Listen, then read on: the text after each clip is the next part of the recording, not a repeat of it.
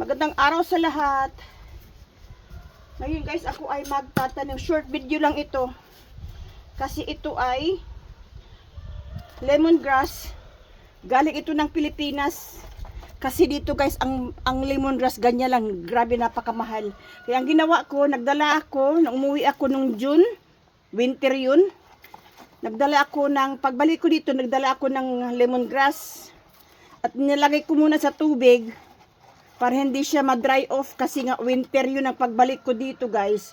At yan, ano naman siya, nabuhay naman kasi mag-shoot na nga siya. Ngayon kasi nga spring na dito guys, spring season.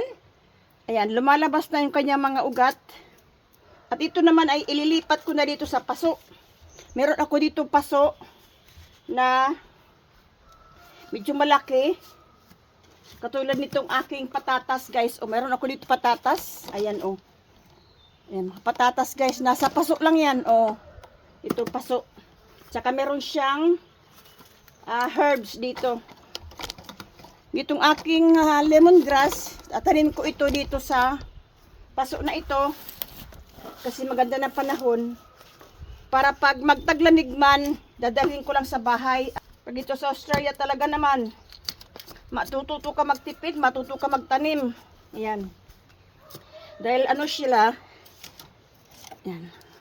Meron na kasi tinanggal, ko lang yung ugat. Ayan Itatanim ko lang siya dyan, para siya ay dumami.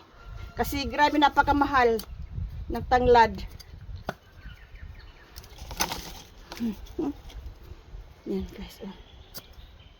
Tanim kasi, ang laki ng gamit ng tanglad guys. Dito pa grabe Pag lumaki na sila, pag dumami na sila, saka ako magre-replant. Saka na ako magre-replant. Pag dumami na sila. Pero sa paso muna sila ilalagay. Sa paso ko muna ilalagay ito. Kasi meron na siyang mga ugat. Yung ugat hindi ko lang tinanggal. Ayan. Tapos yung tubig, lalagyan natin ito para siya ay mabuhay. Lalagay ko lang dito sa labas kasi maganda na panahon para siya ay establish, no? Ganyan lang. Masyadong mahal ang tanglad guys sa dito sa ibang bansa. Kaya kailangan talaga matuto magtanim.